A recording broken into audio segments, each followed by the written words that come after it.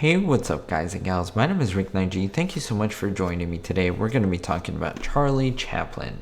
More importantly, we're going to be talking about one of his mutual comedy films from 1960. That's July 10th of that year. It is called The Vagabond. Now, The Vagabond is the third mutual film, and it was a very important film because it was unique to Chaplin. Now, Chaplin, of course, was known as the comedic genius, but here he added a little bit more heart, a little bit more drama, and less comedy. Or you can't really say that he had less comedy. You could say that there was a lot more heart, a lot less more thoughtfulness and mercy in his film, which didn't leave a lot of room for the comedy. There is comedy, but it's very light, and that is very unusual for most of his films and most of the body of his work.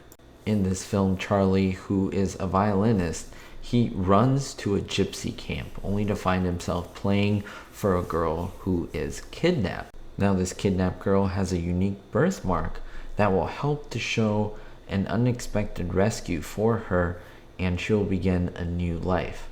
Now, this is where she and Charlie come together, and this is where a lot of the mercy and a lot of the heart of this film comes true. Now, why is The Vagabond, why is this movie so important? Well, it was kind of a precursor in a way that Chaplin would dive into other big films of his. So you all know The Kid, 1921. This was definitely a prototype for The Kid. There's also more things that lead up to The Circus, made in 1928, as well as The Tramp of 1915.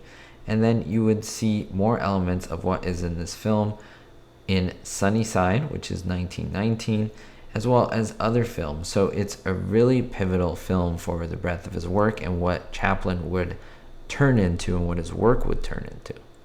Now, there is a very interesting legend that said that Chaplin originally, in his script, intended to have this film end with a scene in which he attempts to take his own life, and that is he would jump in or basically fall into water, but he would be saved by a farm woman, and then he goes in again into the water after realizing that his rescuer is not a pretty person, essentially an ugly person. And this was a very intriguing thought, a very intriguing script. I mean, who would write something like this?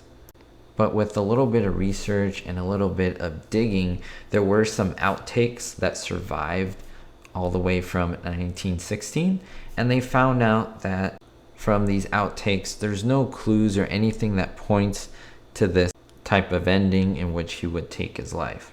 Compared to his previous other two films, The Floorwalker and The Fireman, this film relies less on comedy than what we know about his work. If you see, the film's direction is focusing on things like heart, sensitivity, restraint, and treating of someone in a very loving and even melodramatic way. And the dramatic pieces that he has in here are really essential to his later work and his future scripts. Again, as I mentioned, many other things are foreshadowed here. I mean, Charlie's future with the girl at the end of the film foreshadows Charlie's future relationship with Jackie Coogan in The Kid. And there's also a cruel gypsy character here.